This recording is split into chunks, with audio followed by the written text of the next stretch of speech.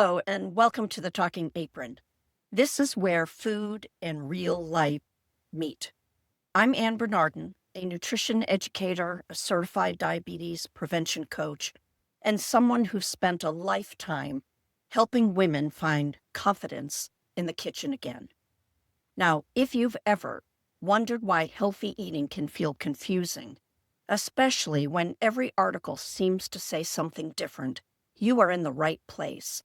Here we take the guesswork out of food, one ingredient, one conversation at a time. I live with type 1 diabetes, so I understand how much our daily choices matter and how easy it is to feel overwhelmed by them.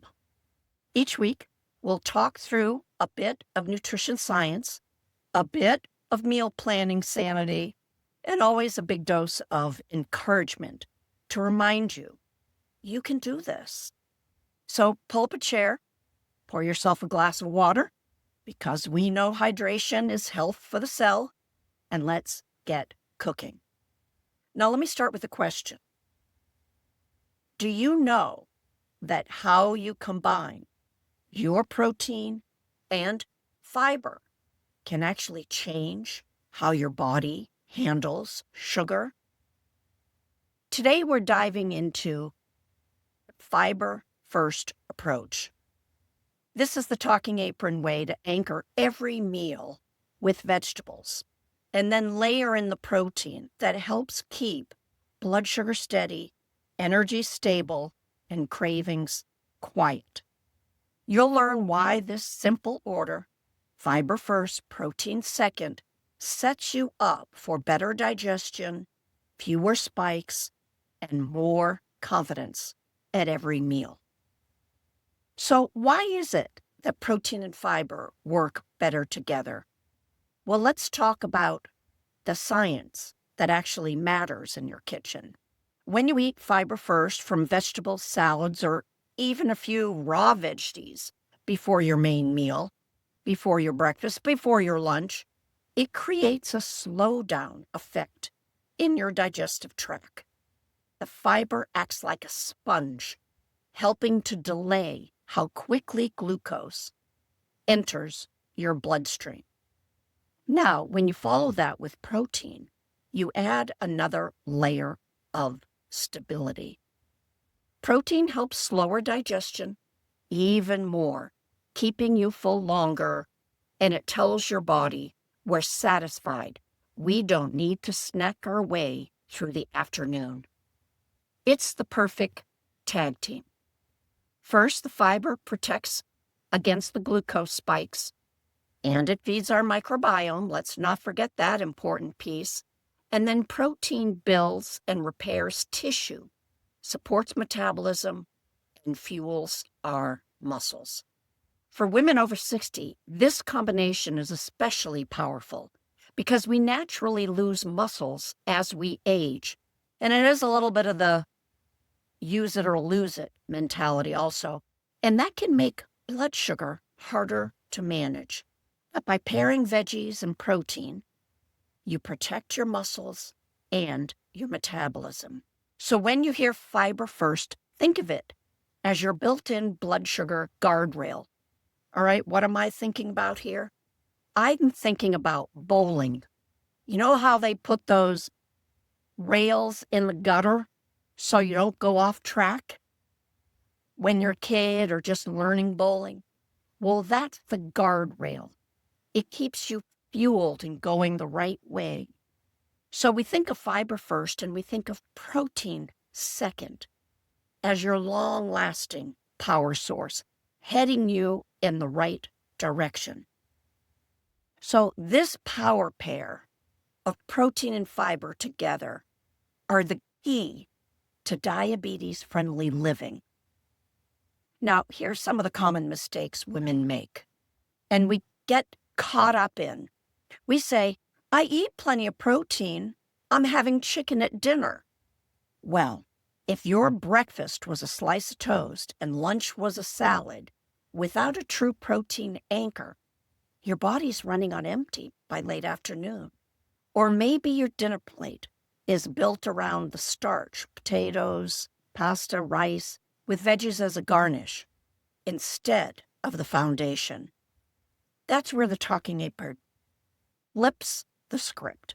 Start with vegetables first. A plate half full of colorful white fiber. Then add your protein, whether that's curled salmon, lentil soup, egg scramble, and let the starch be the smallest space on your plate. And here's the hidden hero. There is plenty of protein in vegetables. So when you add up your protein, don't just think of 30 grams of protein in your meat source. Start adding it up in your vegetables as well. Know that there are plenty of good plant-based proteins. And they double dip in both categories. They can be fiber and they can be protein. Think lentils, beans, edamame, or tofu. It's kind of like the 2-for-1 special. It also reduces our fat because vegetables are very low in fat. And even when you have a lean animal protein, there is fat in it. So it helps us reduce that when we have and count the protein that is naturally found in plants. And one of the things I'm talking about is there's 5 grams of protein in a cup of spinach. Did you know that? Yes. So, ponder that. Think about what that means. That means you may be getting a good 20 grams of protein just by eating your fiber, your vegetables. All right, let's pause to have a quick heart-to-heart. If you're starting to worry about your health future, maybe your doctor mentioned prediabetes or your A1C is creeping up. It's easy to feel confused or a little bit scared. Maybe you have questions like, oh my God, what am I going to do now? What can I eat? Do I have to give up carbs forever? What if I end up on medication? What if I end up with neuropathy? Whoa. All those questions swirling in your mind, take a deep breath. Let's lower that cortisol. The truth is you have more control than you think. More. You're in control. Small changes like fiber first, protein second are simple, doable steps that build momentum. And to help you start with confidence, grab my free guide, What Now? 10 Questions Women Ask When Diabetes is Knocking. It is filled with the answers to the 10 top questions that women ask when they're confronted with this diabetes dilemma. And you will find the link in the show notes, or you can find it at https://www.talkingapron.com/whatnow-10 questions. All right, let's get to this power partner. Let's take it into the kitchen. This is where the science meets skillet. I know. So, fiber first protein plate. First, as I said, this is putting action into listen.